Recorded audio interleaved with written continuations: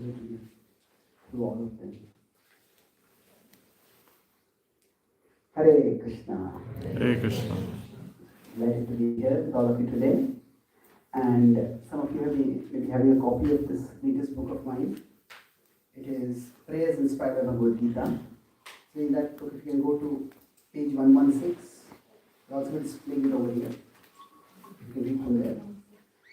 So for over the last 15 years, I've been writing one article every day on the Bhagavad Gita. But at the start of this year, I started feeling that I was doing a lot of analysis, but the Gita also has a devotional heart to it, and I wanted to connect more with that. So I was studying some of the Vaishnava songs and studying the Bhagavad Gita, and in several places I felt as if those songs and those prayers were direct inspirations from Gita verses. That's how the genesis of this particular book came. So here I've taken the Gita's verses. This book particular book is the first 3-part series. There are 122 verses which in the first 6 chapters, like that there's 122 more, 366. So I've taken pictures of different deities of Krishna from various temples across the world, and then there's a one sentence spiritual affirmation or prayer summary of what is given over there. And then I've taken the Gita's verse and then analyzed it or rendered it in English poetry. And then after that, there's a one-page prayer. So I'll request different participants today to read one paragraph from the prayer, and we'll discuss based on that. So, if you like, you can repeat after me. My dear Lord, let my obligations not become my obsessions. Recite the verse if you're comfortable. Karmanaiva hi samsiddhim asthita janakadayah lok sangraham evapi sampashyan kartumarhasi. Through selfless work, the wise have grown, like Janaka whom virtue has shown. For the good of all, you too must strive and keep the world's sustaining cycle alive. Bhagavad Gita 3.20. So, who would like to read the first paragraph? Man? Yes, please. You have the book with you? You can read from here. Yes.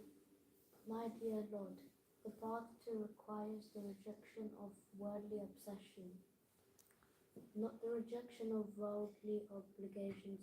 Of course, if my desires or priorities are misdirected, my worldly obligations can themselves be obsessions, or I can treat them as my mere tools for attaining the things that are my obsessions.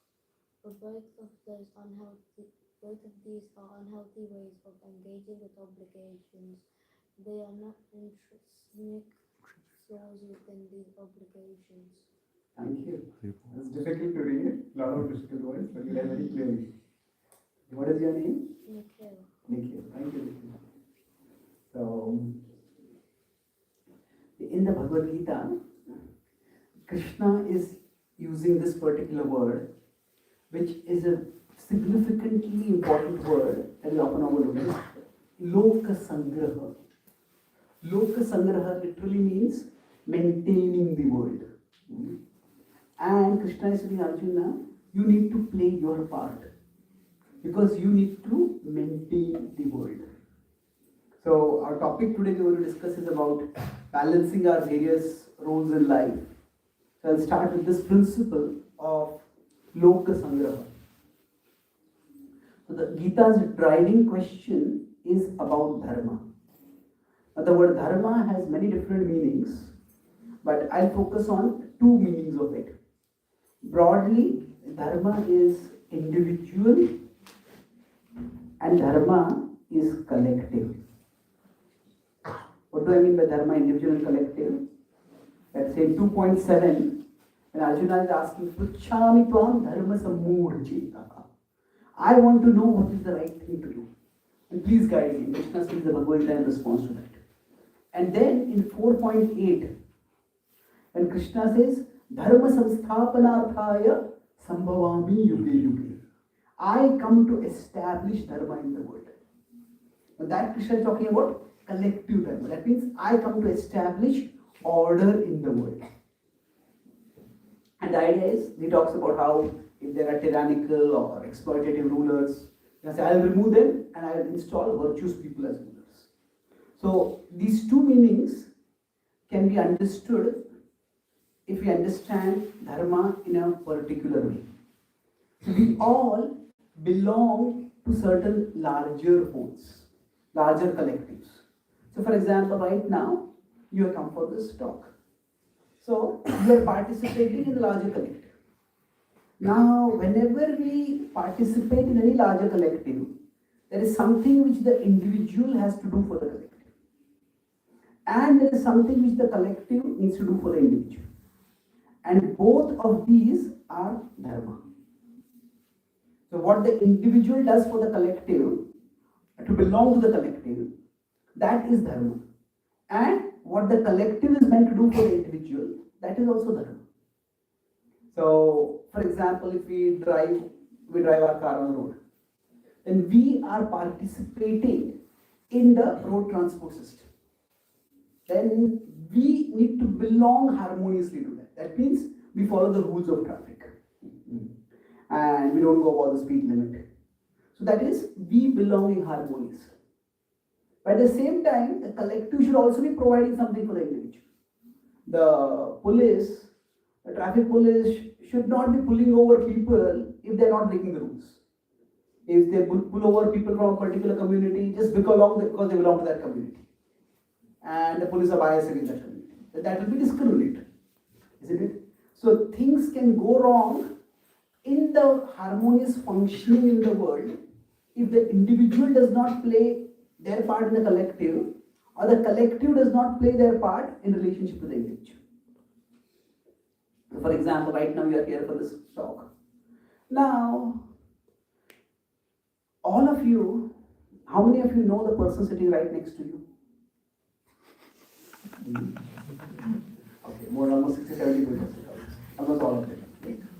Now, even if for those of you who don't know the person sitting next to you, all of you are reasonably confident that the person sitting next to you is not going to suddenly turn upon you and punch you in the face. Don't get any ideas. Now, how is that? We understand that if somebody is coming for a spiritual talk like this, then they have a basic level of impulse control. They have a basic understanding of how to function. That they won't be indulging in that kind of behavior. So somebody comes and sits right in front, and they turn their back toward the speaker. And you may ask, okay, do you want to be the speaker? Or why are you doing this? There's a way to belong to any larger group. So if we don't belong harmoniously, then we create a disruption.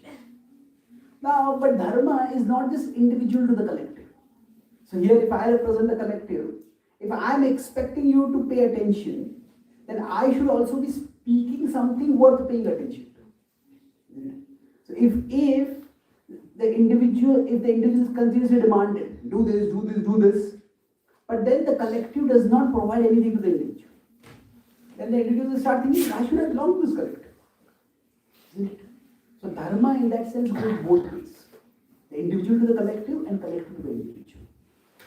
And Arjuna's question at the start of the Bhagavad Gita, I'm building up towards the topic of balance. See, Arjuna himself felt a sense of imbalance in the sense that he was belonging to two larger wholes. One larger whole was that he was, initially when he came in, he was a Kshatriya. Kshatriya means he is a martial guardian of society. And to belong to that Kshatriya role, he was expected to fight.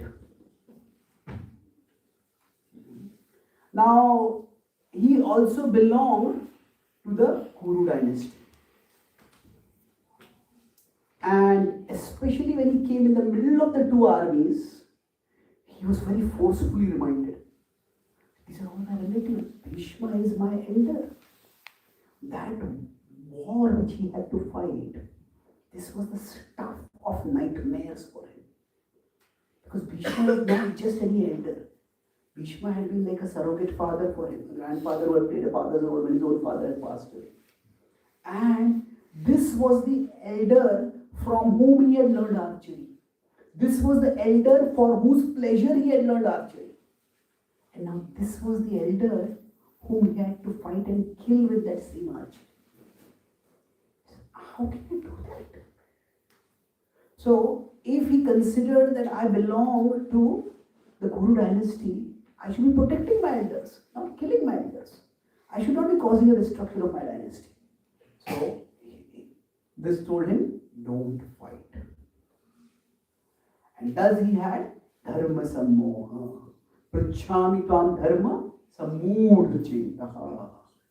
So sometimes we belong to multiple larger wholes, and they may pull us not just in different directions, but in opposite directions. And that is not just a state of imbalance. That's almost a state of rupture. It's a state of rupture and torture. That rupture means everything is just, we are pulled apart and we will fall apart. So Arjuna's condition here was a condition of inner torture. What am I to do? And he felt everything was falling apart. And the physical manifestation of that was his Gandiva bow was falling apart. So we may experience some milder versions of this when, say, our different roles pull us in different directions. So we may find that there's a program in the temple, a satsang program is there, and then at the same time, in our work there is some urgent deadline. The boss says stay on for work. Or even if you don't bring in spirituality, it could be just, we are doing some very important urgent project in office, and then we get a call from the school saying your child is injured, or child has got in trouble, come to the school immediately. What should we do with that? We are pulled into different directions. So now these are situations that come upon everyone. And the way the Gita tells us how to address this is that, now this is Arjuna facing this problem, and Krishna resolves it in an elaborate way. We don't have time to go into the entire flow of the Gita over here.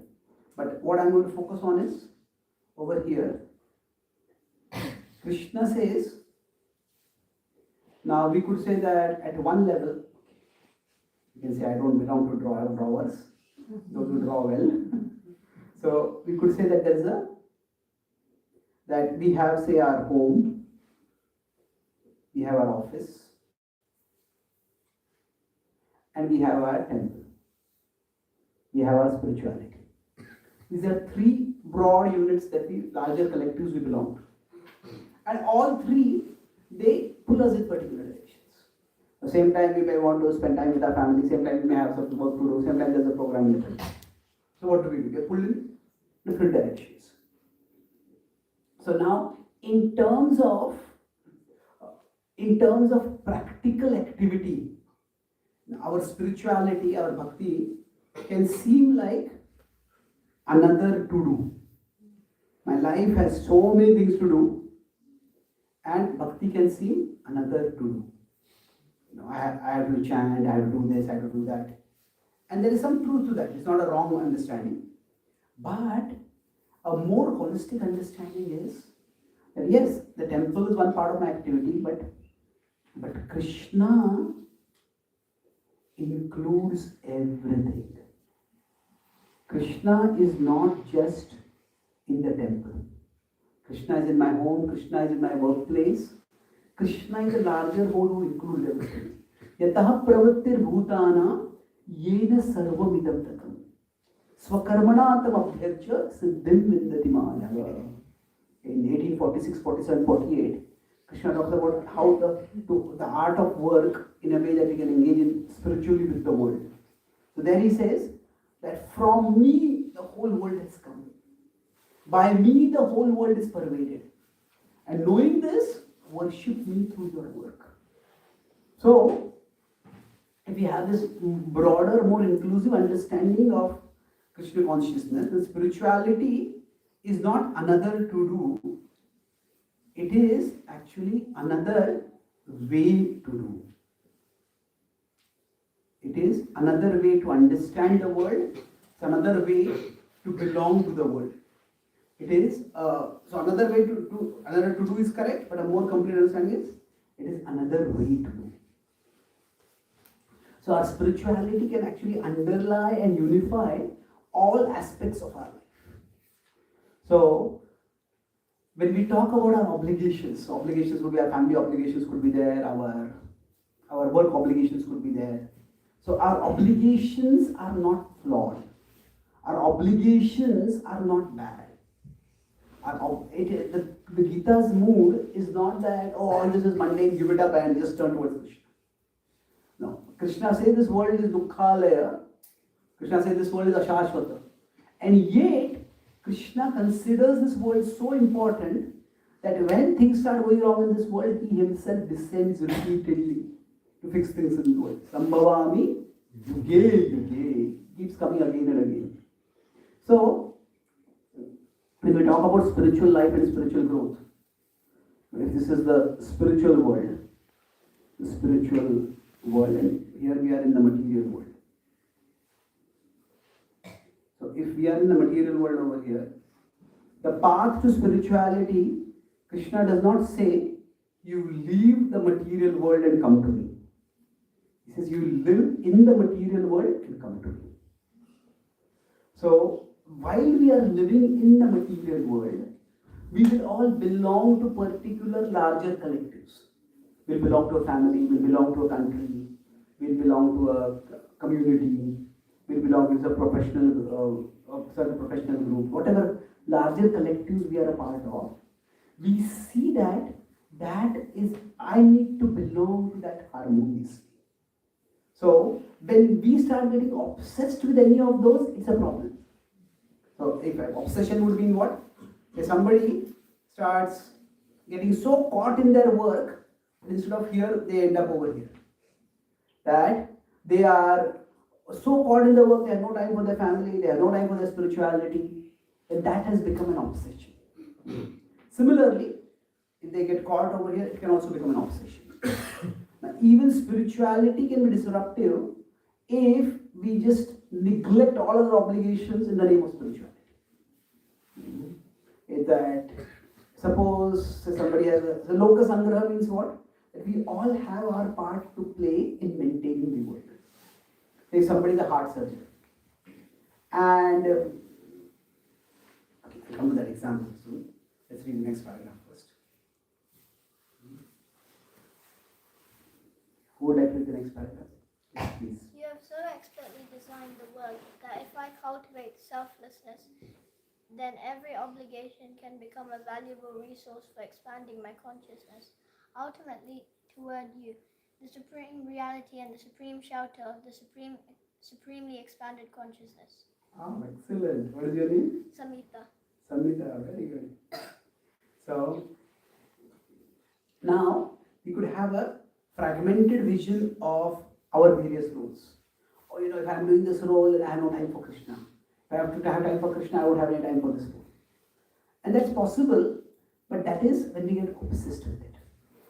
But if we play our part responsibly, thoughtfully, then through every role that we engage with, we can actually get realization of Krishna through that.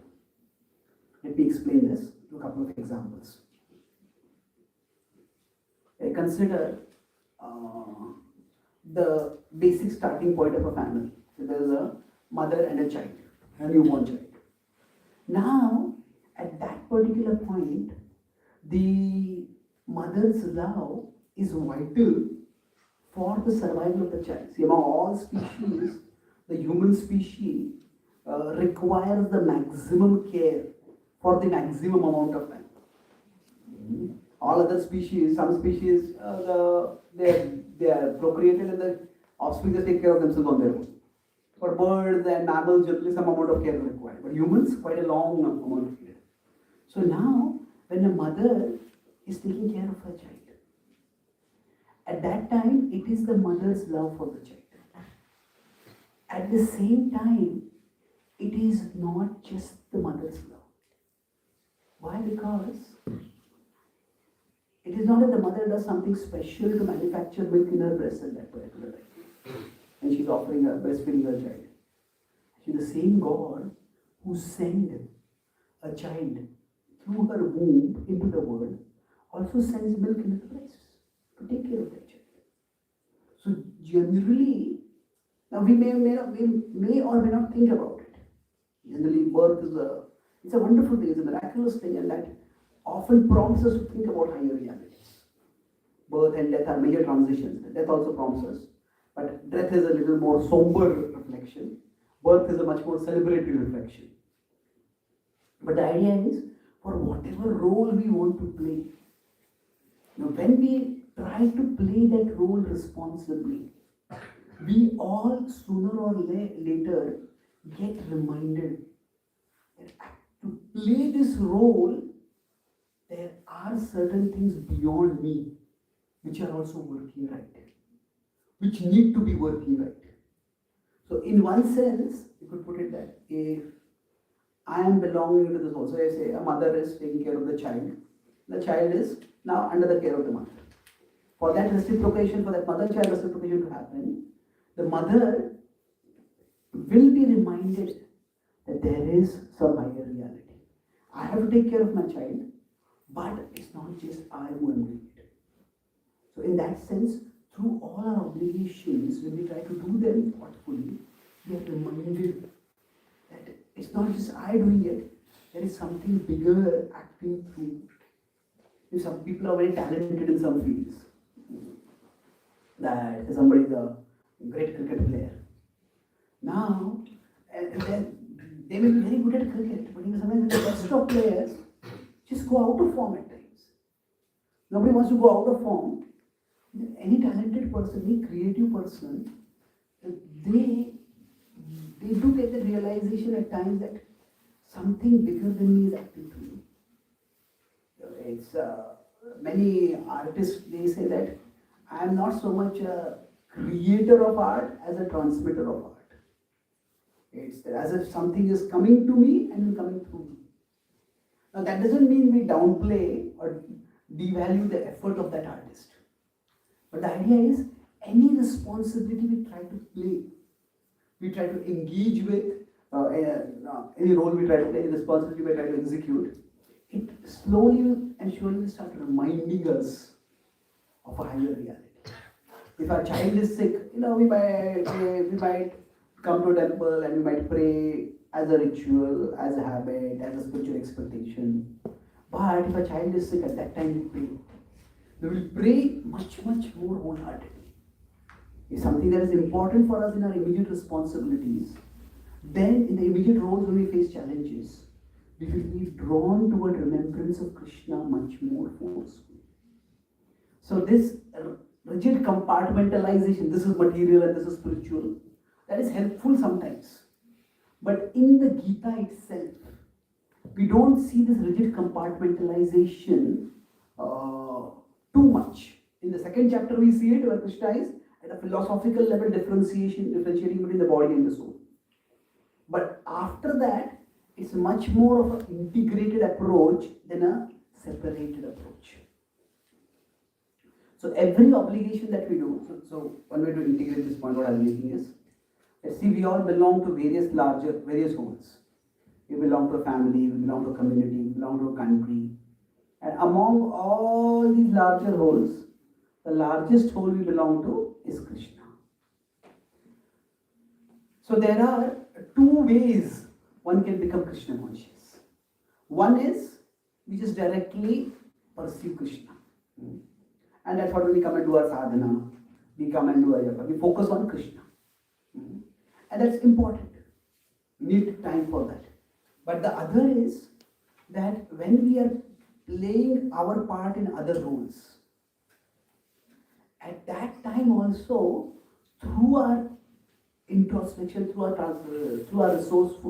thoughtfulness, we'll start understanding that the part I am playing the ability to play that part is coming from Krishna. And what that collective is giving to me, it is Krishna who is giving to me through that collective. So, some of you may know that famous prayer, Tvameva Mata Cha Pita Tvameva, Tvameva Bandhuscha Sakha Tvameva, Tvameva Vidya Dravinam Tvameva, Tvameva Sarvam Mama Deva Deva. So, what does it mean? You are the mother, you are the father, you are the sibling, you are the friend, you are the intelligence, you are the wealth, you are everything, O Lord. What that means is, it is not literally that the wealth, money is God. But what it means is that whatever shelter these things are providing, it is you who are providing those shelters to me through those things. That it is whatever shelter and support and love and affection my mother gives me, what my parents give me, whatever sense of identity and self-worth I get through my studies, my abilities, through my bank balance, through my social position, Krishna, it is you who are giving me all this. This holistic, this integrated understanding is something which can both help us be appreciative of the roles we are playing, at the same time remember the bigger picture. Remember that actually there is a larger whole that I am a part of. Would I read the next paragraph? Come back to this. You read half the paragraph. You would like to read? The saintly kings of the past were deeply engaged in serving their citizens, yet they were just as engaged, if not more, in serving you. They had an integrated vision of reality, where their service in this world was a natural part of their service to you, the source of the world. Yes, stop. As the service in this world was a natural part of their service to you, the source of the world. So, some of you may know that I need crutches for walking. When I was one, I got polio. I was staying in a small town in India, in Maharashtra, and my mother beautifully took me to a nearby clinic to get the polio vaccine.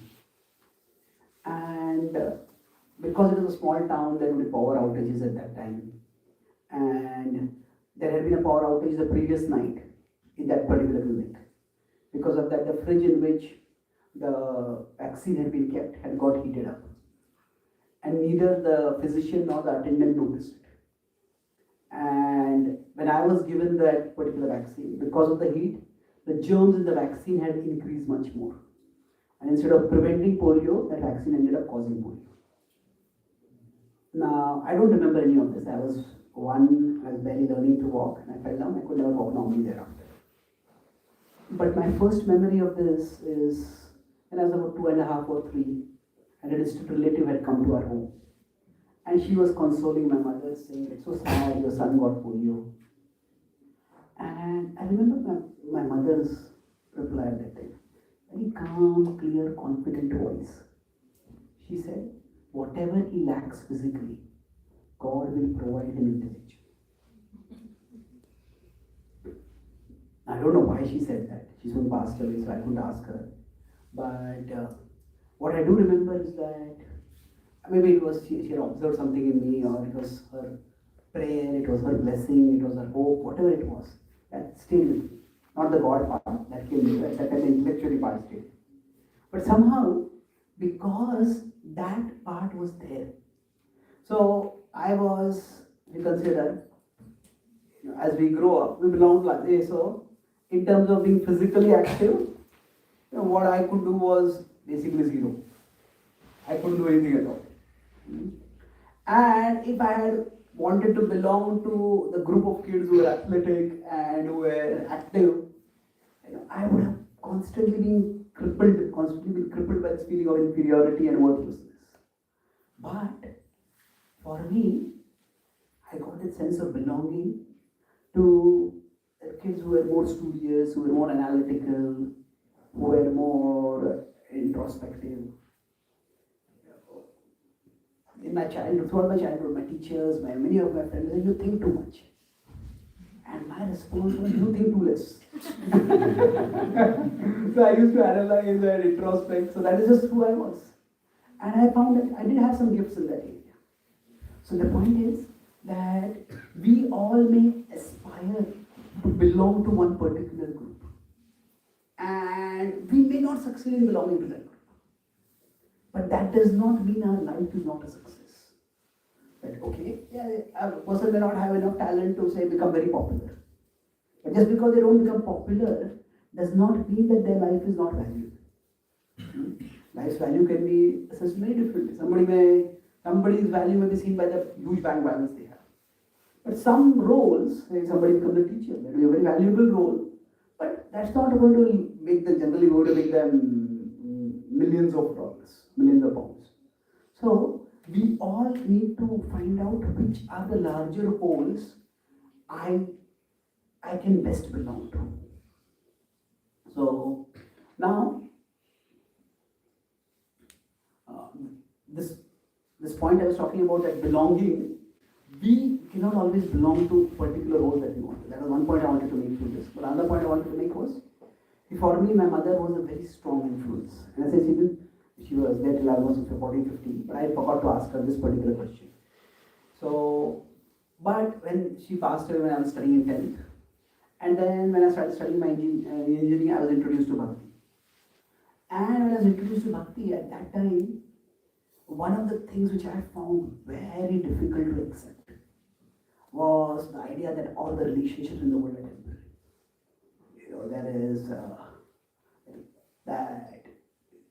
There is the Chitraketu pastime, some of you may have heard. Chitraketu had a son named Harshishoka. And that Harshishoka said that, which mother, which father? I have had so many mothers and fathers in so many lifetimes. So all these relationships are temporary, they're illusory, they're entangling. I found it very difficult to digest that. And then somehow Krishna guided me or whatever. I had not read the full Bhagavatam, but I read the Dhruva pastime. And now in the Dhruva pastime, we all know the broad story, but one particular point struck me. When Dhruva is severely afflicted, not so much by his stepmother's criticism as by his father's silence. That time naturally he runs to his mother. And his mother at that time tells him, "Oh Dhruva, that I cannot help you. But if you really want," his feeling is, my father did not allow me to sit on his lap when he was sitting on the throne. I will get a bigger kingdom and get a bigger throne than his. And I will sit on that throne. So his mother said, "I cannot help you in this." But then she says something significant. If you really want this, then go to Lord Vishnu. Is whatever love I can offer you, or millions of mothers like me can offer you, Lord Vishnu can offer you all that and much more. And the point that struck me in this particular statement is that if the love that we experience in this world is false, if it is zero, then millions of times zero is how much? Yeah. It's zero still. Isn't it? So Dhruva's mother is not saying that her love is false. You see, my love, I really love you, I care for you, but my love is finite. And so she directs Dhruva towards Vishnu not by rejecting her own love for him, but by pointing him to a bigger source of love. So the principle here is that whatever love, whatever shelter, whatever support we get, in whatever way in this world, that is ultimately coming from Krishna. Now we can get so infatuated by it that we may forget Krishna in that case. Somebody may be very good looking, and they may become so proud and intoxicated by their good looks that they may forget that actually it was not that in my mother's womb I designed my looks. Isn't it? The looks that I have are a gift. If some people may have particular talents, it's that I didn't design those talents. I have this as a gift. They come from some higher source. So the point is that trying to responsibly belong to any larger whole by playing our part in it, that itself can actually remind us of a larger reality. And when I understand that I have been placed in that larger role by Krishna, then doing our part in this role and then serving Krishna, we don't see them as two completely separate or contradictory things. We see that Krishna has placed me in this particular role, in this particular larger collective, and doing my part over here is my way of expressing my gratitude to Krishna and of reciprocating with those who have helped me in this particular role. So this is now somebody who does not play their role responsibly. So somebody in Tamoguna. Tamoguna means what? They're living in a family, they don't contribute to the family. They're living in a country, but they're simply living on welfare. They don't have a job, they don't do anything in society. Then what happens is, in that state, that tamasic state, they will neither value their abilities nor will they contemplate the source of those abilities. And even if they take to Krishna consciousness, quite often it's always beneficial to practice Krishna consciousness, but what Krishna consciousness they practice will often be very superficial and escapist. It will just be to run away from problems. It is not to gain some higher purpose in life. So the integrated understanding of this is that, if I put it this way, so that what I have, that is a gift from Krishna. What I have is a gift from Krishna. And what I do with what I have, that is my gift to Krishna. So in this way, our functioning in the world also becomes a part of our bhakti. So what I have is Krishna's gift to me. What I do with what I have is my gift to Krishna. This integrated understanding is what Krishna helped Arjuna to get. He told Arjuna that you don't have to take away from the world.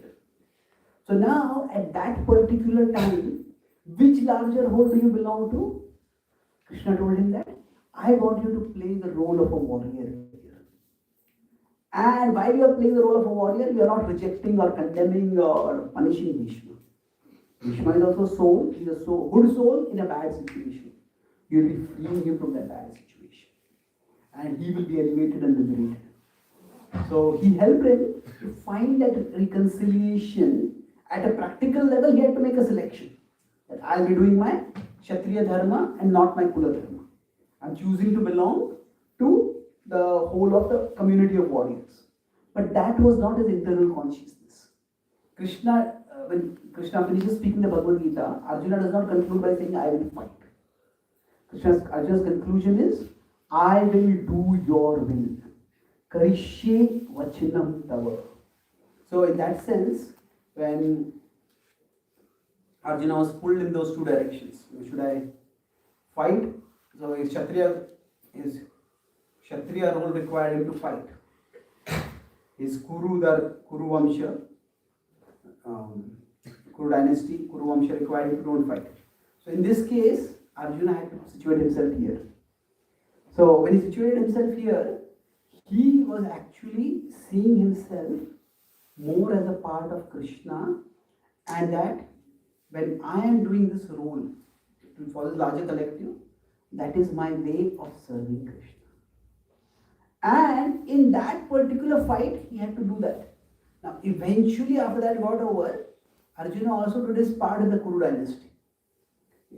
After Duryodhana was killed, it is not that he went on a revenge spree and killed Dhritarashtra. He respected and took care of his elders also. Those who were survivors, even if they had fought for the Kuru family, for the Kuru Vamsha, he did not take any vengeance against them. When Yudhishthira eventually rehab, there was a restoration program. He took care of everyone, the casualties on both sides, and he helped rehabilitation on both sides. So sometimes we may have to make a practical choice, but the practical choice does not mean that it has to be having fragmented. You have to be ripped apart. I'll talk two more points and then we conclude. If you have some question on this, would I read the last two sentences? If they had neglected, yes, please. If they had neglected their duties while aiming for higher consciousness, then worldly order would have fallen apart, and that order is foundational for everyone, not just for surviving materially, but also for striving spiritually. You have also given me, my Lord, a role and responsibility in this world. Bless me so that I can discharge it with a holistic vision, thus coming closer to you, the supreme home. Yes. So, for all of us to function, we also belong to many collectives in this world. So right now we are sitting here in United Kingdom, and there are other parts of the world. There are devotees. Just a few days ago I was in Scotland. I met some devotees who had come from Ukraine, and they also had active devotional community over there. But then once the war started, everything is disrupted for them. So now they had to leave that country and come here. So for us to practice bhakti to the larger collective that we belong to, it matters to us. If the country is in a state of chaos or violence, then we cannot function. So we are taking certain things from the country, and we also have part in giving back to the country.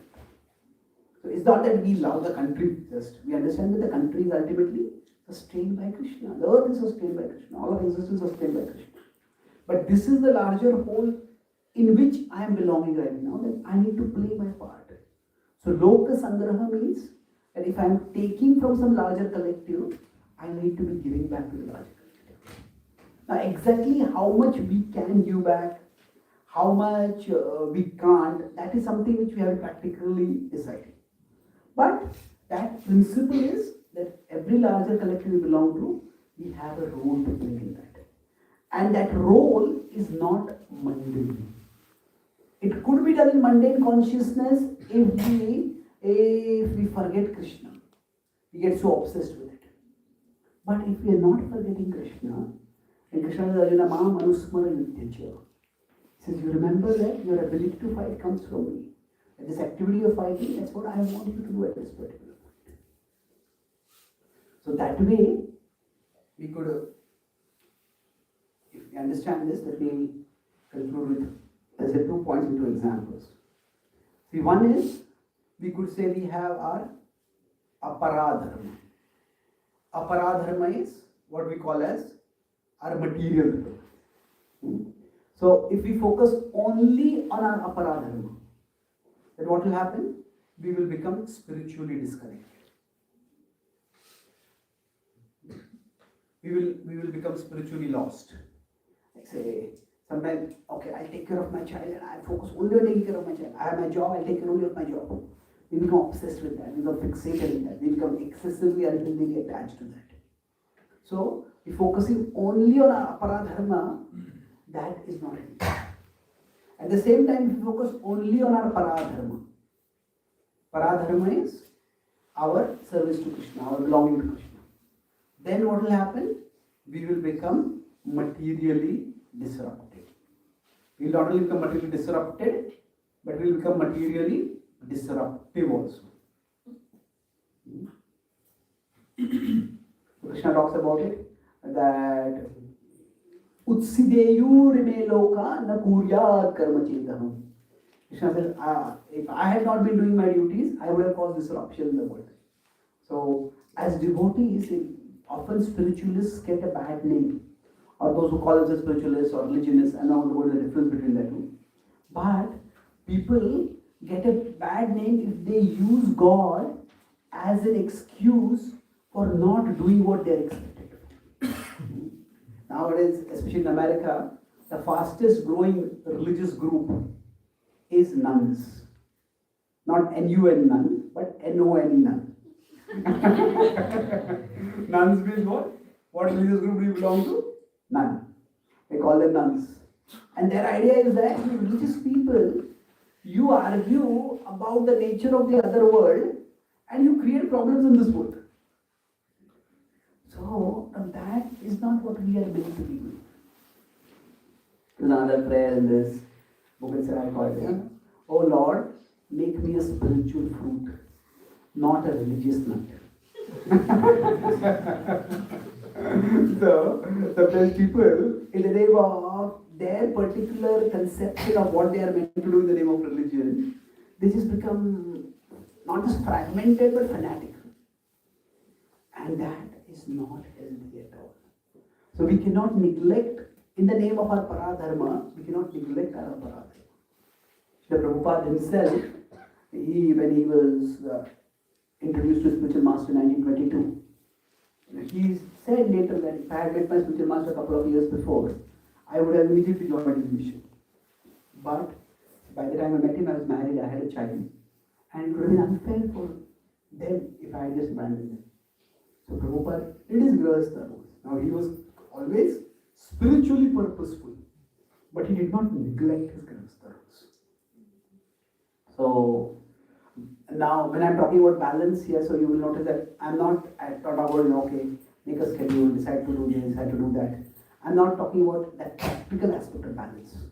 I'm focusing more on the conceptual idea of balance. Don't simply fragment like, this is material and I have to minimize this, and this is spiritual and I have to maximize this. No, whatever material we need to do it in spiritual consciousness. It is not that if I am in a job that is demanding, Krishna doesn't know about it. That doesn't mean I have to stay on in that job forever. But if I am here, how can I serve Krishna here? So we want to be in the balance of both of these. So bhakti, when we do bhakti has both aspects to it. Bhakti is when you do our paradharma, that is world transcending. The paradharma is world transcending. That is, we worship the deities, we chant the holy name, we participate in kirtan. It's for that time, we just turn away from the world and immerse ourselves in Krishna.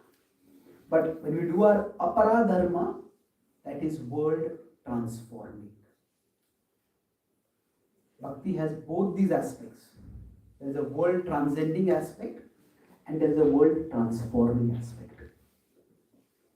Now, if we consider broadly, the Gita's emphasis is on the world transforming aspect. The Bhagavatam's emphasis is to some extent on the world transcending aspect. Not entirely. Why? Because the context is different. Parikshit Maharaj is already been cursed to die in 7 days and he has accepted that I am going to die. So at that time, all the roles that he was going to play, they are going to end now. So at that time, focus completely on Krishna. So the Bhagavatam's focus is on world transcending. But even within that, we will see, for example, Prithu Maharaj. The citizens come to him and say, we are suffering from hunger. There is a big famine over here. So what does he say? Just chant Hare Krishna and we have. Now he doesn't say that. If he's playing the role of a king, he has to play that role properly. So he arranges for the provision for the citizens. And he does elaborate effort for arranging for this provision. There are other kings, for example, we have Shibi and we have Rantidev. And they are sacrificing immensely to provide for the citizens, even non-human citizens for that matter. Parikshit Maharaj himself earlier, when he hears that Kali has infiltrated and there is some disruption in the community, in the kingdom, he goes out to find the problem and fix the problem. It's like in some cities where the police are present, then what happens is we go and register a complaint and the police take action. But if the police are very competent and the police are constantly all day on patrol. And okay, where is the problem? You don't even have to report it, they will come there. Or they are on petrol, they can come there fast. So Parikshit Maharaj is such a king, he was not living in royal luxury. He was not even thinking, okay, I'll just hear Bhagavatam and I'll just hear spirituality. He was like a king on petrol. Where is the problem? I have to go and fix it.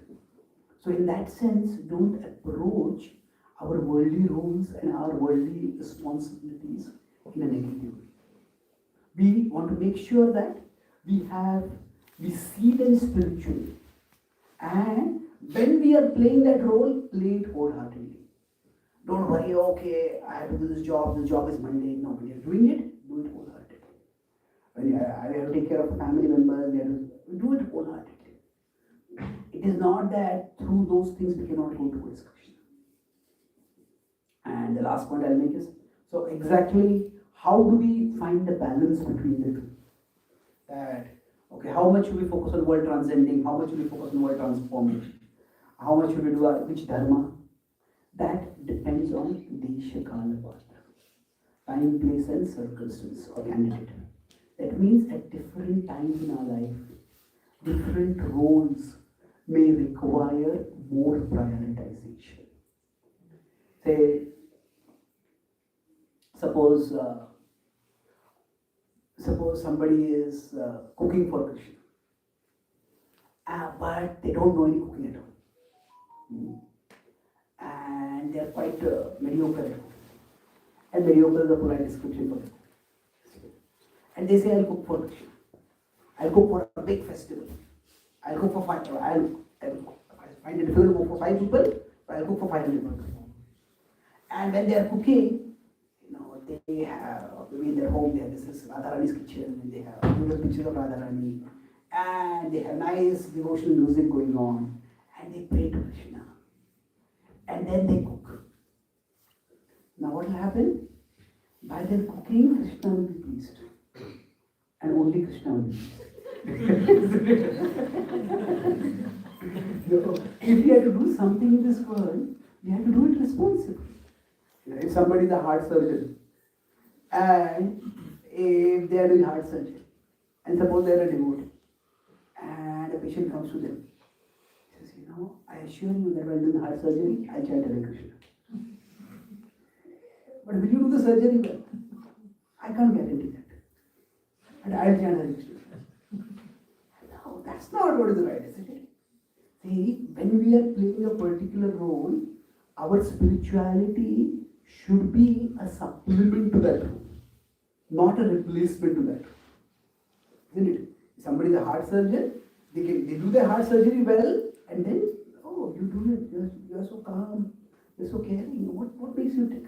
I practice bhakti. I get my composure and calmness for Krishna. That's what I attract people. So, playing our role is such that through that also we can share Krishna bhakti and we can attract others towards Krishna. So, if we understand this, now we have to make time, practically speaking. Sometimes, so if when we have a hospital in India, run by devotee called the Bhaktivedanta Hospital in Mumbai. So Radha Maharaj was the main inspiration for that. So I also serve there as a spiritual advisor, counselor or whatever. So when we founded the hospital, so Radha Maharaj told our doctors that for the smooth functioning of this hospital, everybody here should function in the mode of goodness, irrespective of whether you are below it or above it. So that means, what is above it? Somebody in the surgery is there. I want to go and attend the Bhagavatam class in the day. No, if you have a surgery, you have to do surgery. So we have to play our roles. But then, while playing those roles, we can try to Krishnaize them as much as we can. So for us, when we have this understanding, as our community evolves, as our society evolves, we will be able to create, hopefully, more and more professional social opportunities where in a Krishna conscious environment we can do our professional roles, we can do our family roles. For example, now here you have this Krishna Amati school. Now our children's education is important for us. If that can be provided in a spiritual setting, that's excellent. So Varnashram was not just about dividing people into four Varnas. It is more about engaging people in their material roles in a way that is spiritually harmonious. So that balance, going back to the starting point, that dharma means that we do our part and the larger collective does its part. So now, in some of the larger collectives we belong to, it may be easier to be Krishna conscious while doing those. And some of the larger collectives we belong to, it may be more difficult. And that's okay. That's how. So in some jobs, for example, if we are working from home, then we can have a spiritual environment, we can have people going on, we can have Krishna pictures. If we have to go to office and then we come, we not able to that explicitly spiritual. That's okay. We have to adjust that accordingly. But the idea is we keep ourselves in that internal understanding that whatever role I am playing it for Krishna's sake. And with that understanding, we will find that Dadami Buddhi Yogam Tam Yenamam Upayantite. Krishna will help us to find the balance, to find the specifics of how to balance various things in our life. That Buddhi Yoga Krishna will give us. So today our topic was, I'll summarize quickly. Our topic was balance. And in the topic of balance, I talked about three main things. The first was introduce the concept of dharma. The dharma is whichever larger whole we are belonging to, we do something for that and that do something for us. Individual to collective and collective to individual. So both are dharma. That's how there is harmony. So maintaining this harmony is loka sangraha. For every larger unit to function, the unit should be providing to the collective should be providing to the individual, and the individual should be providing to the collective. And then Arjuna's problem was that, and this could be our problem also, that his two larger roles that he was belonging to were pulling him in completely opposite directions. So as a warrior, he was meant to fight. As a member of the Kuru dynasty, don't fight. And that was what caused torture and rupture for him. So now we could consider our spirituality as another larger role, and that is true at one level. Our spirituality is another activity, but then Krishna is actually the larger whole who contains all wholes. So then we discussed about the idea of paradharma. Paradharma is that how we belong to Krishna. So Krishna is, we may have many larger wholes we belong to, but Krishna is the largest whole that we belong to. Krishna is not just the largest whole, Krishna is the whole who sustains all the larger wholes. So whatever we get from any larger whole, that is coming from Krishna, and whatever we are able to give to that whole, that it is Krishna who is enabling us to give us that. So a mother caring for her child by breastfeeding, there is a mother's love, there is also Krishna's love coming through the mother. So the idea is that, we talked about Dhruva's pastime, that his mother said that Vishnu's love is millions of times more than mine. That doesn't mean her love is false. So, but that belonging to that particular whole of the collective, that can point us to a larger. So when we talk about paradharma, it is Krishna who sustains all other wholes. And with this understanding, what happens for us? We start seeing our life as, while we are here in this world, what we have is Krishna's gift to us. And what we do with what we have is our gift to Krishna. So the way Krishna wants us to function is not leave the world and come to Him, but rather live in the world and come to Him. So while we are living in the world, we belong responsibly and resourcefully to both the wholes. And then the last point I talk about the balance. That the balance is, if we do only paradharma, we can do only aparadharma, or we can do only paradharma. Aparadharma is we do our material obligations with this. If we do only this, then we become spiritually disconnected. If we do only paradharma, we will become materially disrupted and also materially disruptive. So we find the balance between the two.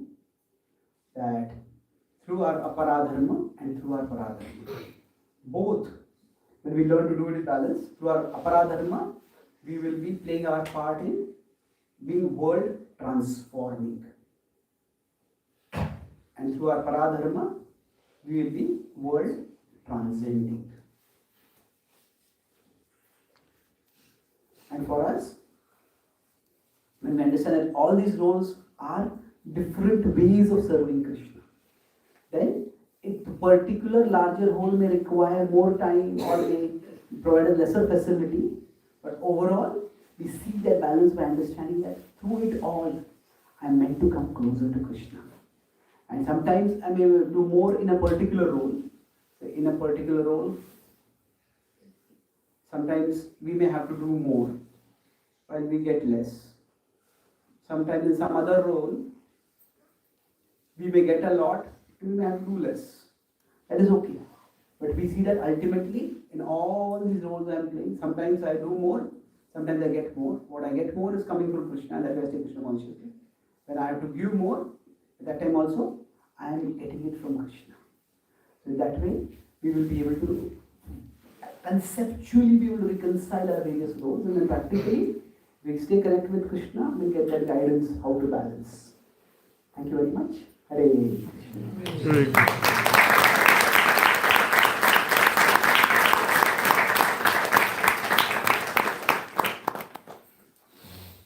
Are there any questions or comments?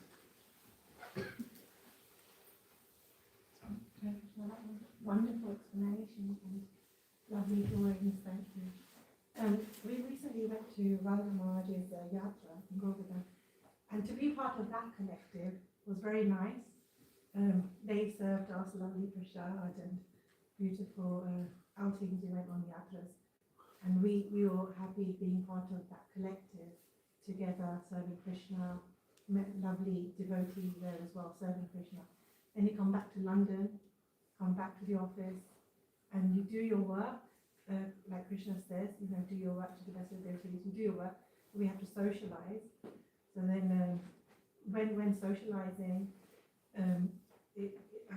finding it more difficult, people bring in food to share. And I'm like, oh, sorry, I have to check all the ingredients. I don't eat this, I don't eat that, I can't eat this. And then, oh, did you watch this program on TV? No, I didn't watch the program, I don't have a TV. So then, and then, like trying to go against the grain because we don't do the things they do. So how do we balance that? Yeah. There are some groups, like if you go for yatra, it's very easy to belong to the royal collectives. But some say are social groups, the TV shows they watch, the food that they eat, so many things are different. It's quite more difficult to belong to those groups. Yes, that is true. I'll talk about two main things over here. That in our various dharmas, various roles that we are playing and various larger collectives we belong to, some of those roles, they give strength to us.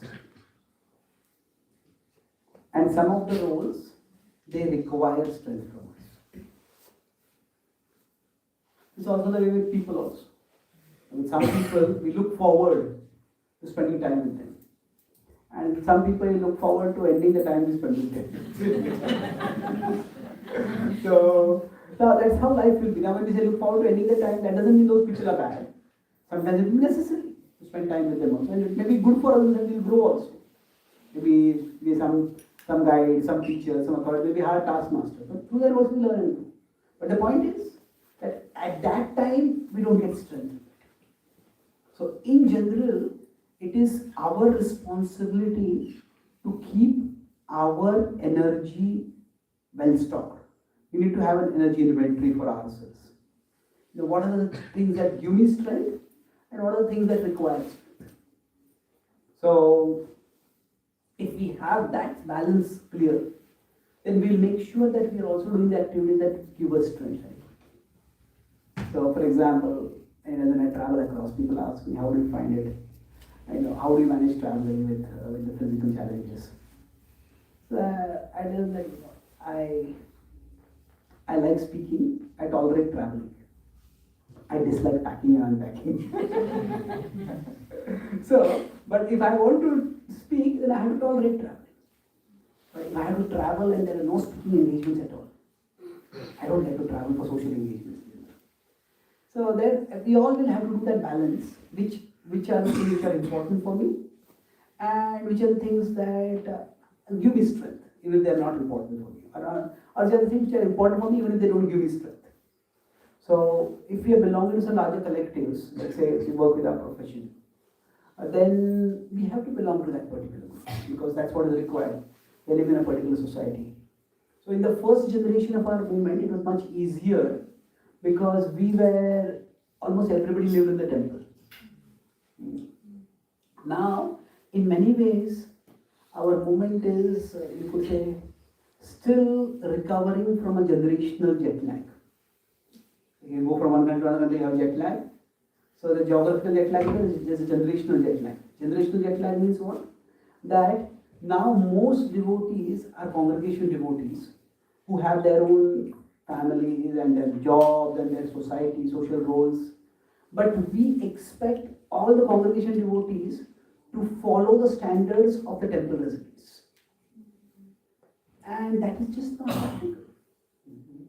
So now every one of us will have to decide what boundaries we can live in sustainably while we are belonging to a larger group.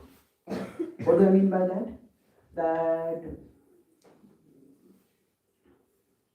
say, talking about, say, TV shows or something like that. Some of you may know that I comment on movies and I comment on social events on my YouTube channel. So when I comment on some movies, people ask me, do you watch the movies? So generally I like reading much more than watching. And I find when I start watching anything, I feel very intellectually unemployed. There's nothing to do while you're watching.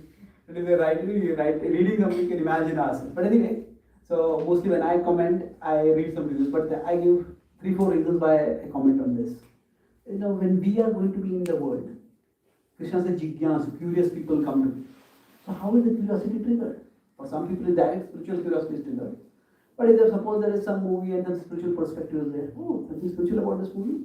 So what people are naturally curious about, if we connect them with Krishna, then we can connect with Krishna. We can indirectly bring them closer to Krishna. Prabhupada would write articles, at least in the initial Back to Godhead, commenting on general affairs, commenting on political, social affairs from a spiritual perspective. So now, is this something everybody has to do? No, it depends. That if some people want to be socially engaged, so when I comment on movies, what I talk about is that if our congregation devotees want to engage with society, with their family, with their relatives, with other people, then what are the ways we're going to talk about it? Now, we don't want to talk about completely sensual things, but it's not that the entire, say, all TV shows or all movie industry is in Tamaguna. Majority of it Tamaguna, majority will be Rajoguna, but there's something Satvaguna also. So we can find that. And Christians have created alternatives to Netflix. They call it pure flakes, God flakes, and the quality of entertainment is not that great. But now we have created a Narasimha movie. Some of you may see the name of that Narasimha. So hopefully that kind of entertainment, which is also spiritually centered, can also come up and grow gradually. So now, does everybody have to engage with that? No. But if somebody is already engaged in the world, then they have to find out what boundaries within which they can function sustainably. So I think that individual discretion will have to be there for us to decide, what do I need to do to belong to this particular group? How important is it for me to belong to this particular group? So if somebody says, okay, to belong to this group, you have to come to a party where we're all going to drink alcohol. But that is too much of a price to pay. I'm not going to pay that price. But in general, what happens? Okay, I'll just make one last point with this. See, we sometimes separate things between this is spiritual and this is material. And while that is a valid separation, I feel that from a practical perspective, a much more helpful demarcation is not so much spiritual and material, as in the material there is sattvic, there is rajasic, and there is tamasic. So generally, sattva is quite pro-spiritual. Rajas is non-spiritual. And tamas is anti-spiritual. So for example, if we tell our children, don't associate with anybody who are not devotees. And they go to school where they are no devotees, what are they going to do? Are they going to be all alone? So now, in the schools, if we help them to understand the three modes, then we say Tamasic students will be there in school, they are not interested in study at all. They are interested in just fooling around and maybe taking drugs or drinking or flirting or just doing things other than anything tangible. A Rajasic student maybe, and they are here only to study. Very serious about their studies. Even among students, they may also not be spiritual and they may also want sense gratification. But right now I want to study in future so that I can have a better enjoyment in life. This is about, they're non-spiritual. They're not, and there are Sattvic students also who may have very good habits, who are there actually to go deeper. They want to learn subject and they go deeper to the subject, they have love for that subject. And they may not have all Sattvic habits. Some habits are not Sattvic, but overall, their lifestyle is Sattvic. So if they can find, everybody needs a sense of belonging to a larger group. Now, if you can help them find a sense of belonging in those circles, Sattvic or Rajasic. To belong to the Tamasic group, they may have to start drinking or smoking or doing things like that. But to belong to a Rajasic group, you say, okay, everybody is studying, they're all the kids in this class are achievers. Maybe it is studies, maybe in athletics, maybe this. To belong to that, you also start being diligent. And there could be, say, some students who are interested in volunteering for some social cause, for some environmental cause. There is a lot of Sattvic activity. So that's why I think the spiritual material differentiation, rather than think of that, they say, Anukulyasya sankalpa, Pratikulyasya varjyate. And see what is pro-spiritual and what is non-spiritual, what is anti-spiritual. Does that answer the question? Thank you. Yes, please. Prabhu, I'm trying to understand the word Mayavadi and how can one balance that in life. Now, giving my example, from childhood I was sort of brought up from reading a lot about Swami Vivekananda. And later on, last few years, I do like listen a lot to Premanand Maharaj as well as Bhagavad Dham. And I've seen like quite a few senior ISKCON leaders, they tend to criticize these three, but I do tend to pick up good things from everybody. Obviously, I'm as inspired by them equally as Srila Prabhupada, because without Srila Prabhupada, I wouldn't have gone into Bhakti, I wouldn't have studied Bhagavad Gita. So is it sort of like my way is the only way? If not, then one is Mayavadi. How does one balance that? Okay. I don't know how to balance answering this question with our topic today. But let me see. So, if we find some inspiration, wisdom because of our past habits or past upbringing, also our present various spiritual teachers. And then if those spiritual teachers are criticized by devotees, and is it that we are teaching my way is the only way, we will follow only Prabhupada? I try to answer this as briefly as I can. See, if we consider there is spiritual growth is like mountain climbing. So at the bottom of the mountain is material consciousness. At the top of the mountain is spiritual consciousness. So now, there can be multiple ways to go up the mountain. In that sense, this is Krishna, the Gita itself acknowledges that there are multiple ways to go up the mountain. So there are some people who are fanatics who say my way is the only way up the mountain. Now some people, these are exclusivists, but some people can go to the other extreme and say all ways, whatever is your way, that is the right way. But no, not necessarily. No, all ways, some ways we just go round and round the mountain. We do not go up the mountain. Some ways may go deep into a valley away from the mountains. So to say my way is the only way, or to say all ways are the ways. Both are extremes that are not precise. So in between only way is one extreme and all ways. So in between it is what? That there is one purpose. And then there are many ways to that purpose. The one purpose is to get to the top of the mountain. And then there are different ways to go up to the top of the mountain. So now from where we are, some paths may go all the way to the top of the mountain, some paths may go half the way to the top of the mountain, and then they might just hit a blockage where you cannot go further from there. Some paths may be easier to go up the mountain, some paths will be much tougher, they will be more rocky, more marshy, more slippery, whatever. So while there will be many paths to go up the mountain, that doesn't literally mean all paths are equal in every aspect. So in general, in any tradition, it will be natural that those who are followers of that tradition will talk about the benefits of their path.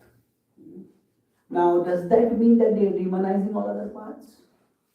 Maybe some. If some paths are just taking somebody directly into the valley, then you cannot say that's your path, you follow it. Now, at an individual level, everybody has free will, and that cannot be taken away from anyone. But in terms of whether that path is going to help a person to grow spiritually or not, some amount of discernment is required. We cannot have we can have democracy in the domain of governance, but you don't have democracy in the determination of ultimate reality. When you're building when somebody is building a skyscraper or building a big building, you can have buildings of various shapes. If you go to Dubai, you have buildings of some different kinds of shapes also, twisted shapes. You can have buildings of many shapes, but you can't have foundations of many shapes. Isn't it? The foundation has to be strong enough to sustain the building. In the choice of foundation, you cannot just have a structure. The structure and functionality are much more important. So like that, in the domain of individual choice, it's like the superstructure of a building. Everyone can choose what they want. But in terms of actual spiritual growth, that's the foundation. You cannot have complete anarchy out there. So now, having said that, in general, if we want to go up the mountain, we can accept in principle that there are different paths to go up the mountain. But for us to go up the mountain, we have to commit to one path. I can say there are many paths up the mountain, but I keep exploring all those paths and I may not go up at all. So in that sense, we can be open-minded and appreciative about other paths. At the same time, we need to be, if we actually want to grow spiritually, we need to commit to one path. So while somebody is going up on the mountain by the one path, now they might talk with or learn from somebody who is going from some other path also. We can have interfaith dialogues, we can learn something valuable from other spiritual teachers, other spiritual seekers also. But the point is, spiritual growth is not just about learning, it is actually about transforming. It is about changing our own heart. It's about climbing up the mountain, not just learning about different people's experiences. So in that sense, in terms of thoughts, we can have open-mindedness. There are limits to that also. But the point is that we can definitely be open-minded and appreciate that there are many different ways in which people can grow spiritually. At the same time, we can't be so open-minded that our brains fall out. We need to recognize that eventually I need to commit to a particular path. Does that answer your question? This one, the last question. You mentioned in response to Mataji's question about generational jet lag, and you said that for our generation now, we have to set our own boundaries as to what is permissible. Is that not dangerous from an institutional point of view? That I don't want to use the word institutional, but collective point of view, when you're trying to manage or raise the standards of the whole community, say, no, you decide on your own. Okay, good point. When I said that individuals have to decide their own boundaries, then is that going to be damaging from a collective perspective, institutional or non-institutional both? Well, yes and no, I would say. In the sense that, let's take a few examples. See, broadly, we can say the way things are now, this is ISKCON, and much bigger than ISKCON is the Krishna consciousness movement. What I mean by that is there are many devotees who are inspired by, say, the institute ISKCON, but they are doing other things. Then Krishna Amrita School is the example. That's not exactly ISKCON, but the devotee is inspired by that. As you have the example of Bhaktivedanta Hospital in India. There are so many devotees doing so many things. They are inspired by the principle of Krishna consciousness, but they will have their own definitions of success. They will have their own parameters for performance. We cannot impose the parameters of ISKCON on everything. So in that sense, depending on what role somebody is playing, they may have to adjust the boundaries accordingly. But this cannot be done completely arbitrarily. If somebody says, oh, the boundary I want to live in is that I will eat meat and drink and I will chant it. You can do that, but then you're not really a spiritual seeker. Some boundaries will be clearly non-negotiable. And now what exactly will be non-negotiable? That is something which, say if somebody wants affiliation with the institution in the form of initiation, there are certain standards. If somebody doesn't necessarily want that, then can we accept them? Can we engage them? How much can we engage them? See, Prabhupada himself had two broad categories of followers. During Srila Prabhupada's times, there were his full-time disciples who were full-time devotees. And they are prominently carrying on the legacy right now. But Prabhupada also had many life members. They never became an active part of a generational legacy in ISKCON. But during that time, they contributed enormously in helping build the temples, in helping get permissions. And Prabhupada didn't keep pushing them, oh, you should, why are you not getting initiated? Why are you not chanting 16 rounds? Prabhupada accepted and appreciated them where they were. So now, I said here there are full-time disciples. Now, today, most of the devotees are in between. The congregation devotees. So now, in one sense, we could say, although our movement's history is very short, it's not very long, the tradition is very long, but the movement's history is not very long, we are in historically uncharted territory. So what is the normal condition of almost 98% of the devotees today? During Prabhupada's times, there is not even 1% of devotees in that condition. So the demographic has dramatically changed. So what does that mean practically? So now when you talk about boundaries, so should devotees necessarily send all their children to gurukuls?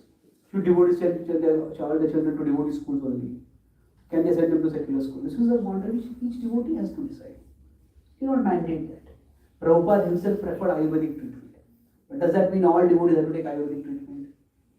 No, that's a boundary which we have to decide. That which particular job the person should take. Now we can say there's a boundary that we should not, a devotee should not be working in a slaughterhouse. A devotee should not be working in a job that involves directly taking the foreign services. But which job a devotee should pursue?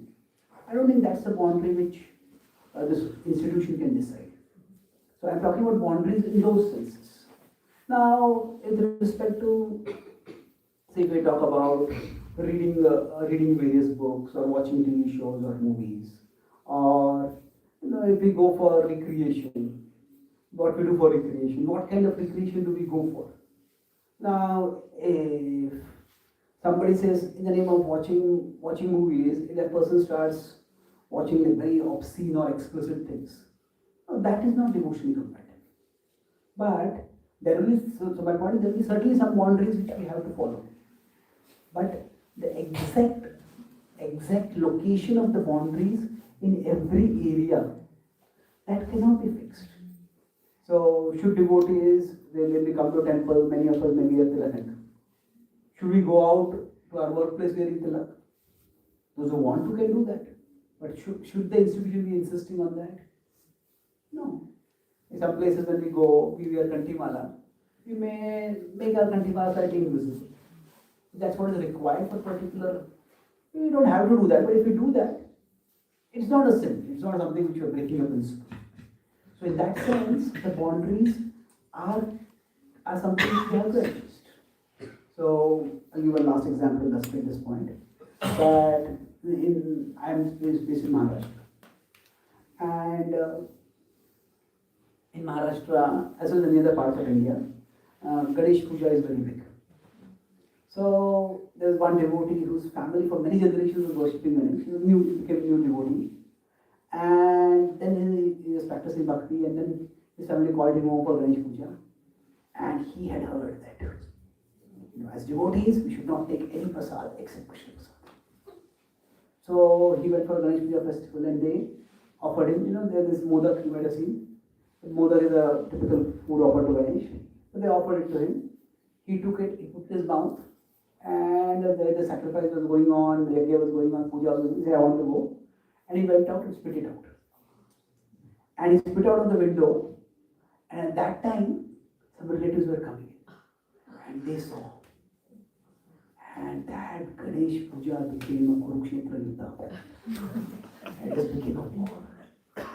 Now, at that time, if you look at Deva Dharma, Bhaktivinoda Thakur says that a devotee, the heart is in the Vaishnava festivals. But there could be Vedic festivals, there could be social festivals, the devotee can participate then as a part of a duty. So now, the national anthem is going on. We don't worship a country. Should we not respect the country? Sure. There's not a competition over there. Because something is the social things are there. So now what should a devotee do in such a situation? If a devotee may decide that, okay, I'll just take that one morsel if I take, and I can remember Krishna, I can chant Krishna again. I cannot offer it to Krishna because I offer to Ganesh, but I just remember Krishna and take it. It's not the end of the world. And if that maintains the relationship with the family or the broader community, then that is more important in the long term than sticking to that particular principle at that particular time alone. So in that sense, the boundaries may have to be negotiated. And if we become very rigid about particular boundaries, then we may cause a lot of unnecessary trouble for ourselves or for others. Does that answer your question, Modi? So, thank you very much. Srimad Bhagavad Gita ki Jai. Srila Prabhupada ki Jai. Gaura Bhakta Vrinda ki Jai.